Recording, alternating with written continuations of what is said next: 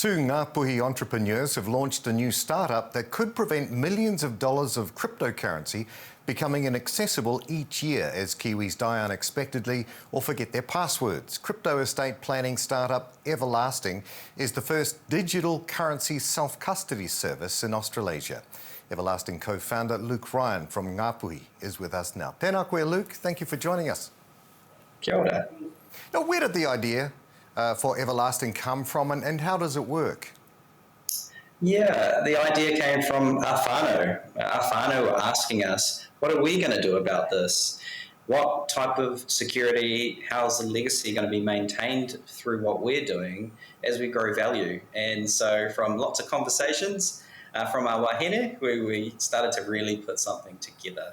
Wow. Now, you're the only one to offer self-custody services in Australasia. What does this mean? It's a big problem, and there hasn't been a better solution to date. So what this means is that it offers an alternative option for people to have better security in place and actually maintain their legacy and not keep it to themselves as individuals. And what really happens quite often is a person keeps it to themselves and doesn't actually communicate to their whānau what they have. And so their whānau really don't have a plan or know what to do in a lot of circumstances. And how do you draw parallels of legacy from your whakapapa Māori? How does this actually work? Yeah, I think I start with the industry first. A lot of how knowledge is transferred is actually done orally within this space, which is beautiful. And so I was just talking to someone this morning who said, I learned that from my brother, or I learned that from talking with my sister. So it's been quite a beautiful experience that we know that there's a lot of innovation in the space, and for this to continue, we actually need to work together to actually keep it growing for our whānau. And more than 500,000 New Zealanders have cryptocurrency holdings, which can range in size from thousands of dollars to more than $1 billion. Is this still a growth market? Absolutely. It's such a small market in comparison to the rest of the world and the rest of the markets that are out there. And even though it is at a significant amount, it's still 1 or 2% of where it can be. So give us a quick summary. If I was to have Bitcoin, how would you be able to help me? Yeah. So the way it would work is we would say to you, which lawyer would you like to work with to ensure that we can have the right instructions for your estate or your will? And once you had actually chosen someone that you felt comfortable with, then we would go and set them up on our platform. And what we do is essentially set up a vault. And that vault has your assets, your cryptocurrency in it. And that's yours. You use it day to day. But when an end of life event occurs, then we would work with your lawyer to ensure that your wishes were carried out. Okay.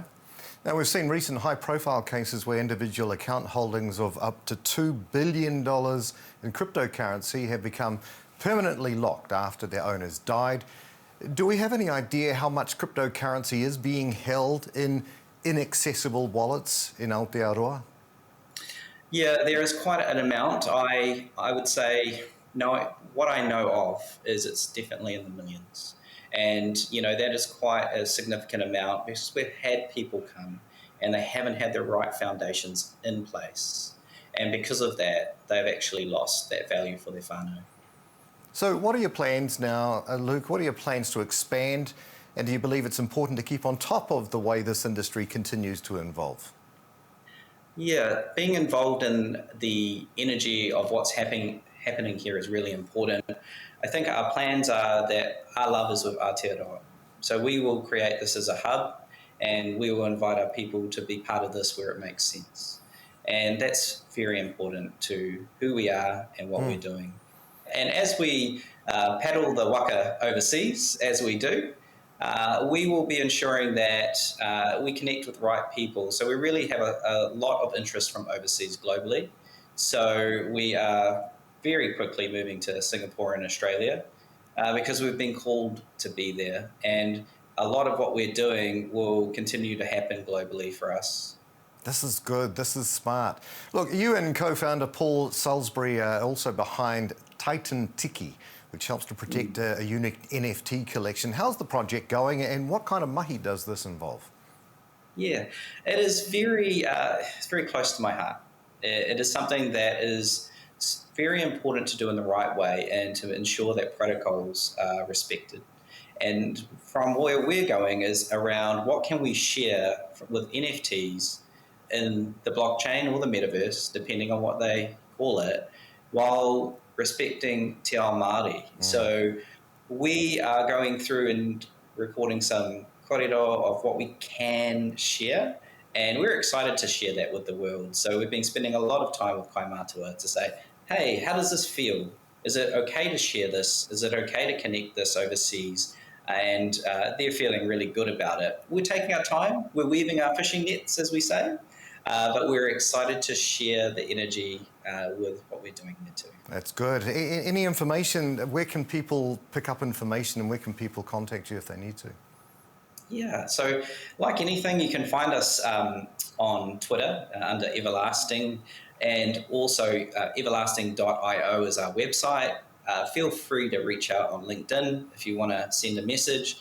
Yeah, our marae's open. We're here to connect and to see what we can do. Well, we're following the energy of where it's going, but we're not forgetting where we come from. Great job. Wonderful to hear. Everlasting co-founder Luke Ryan, thank you so much for joining us today. Ngā mihi. Kia ora.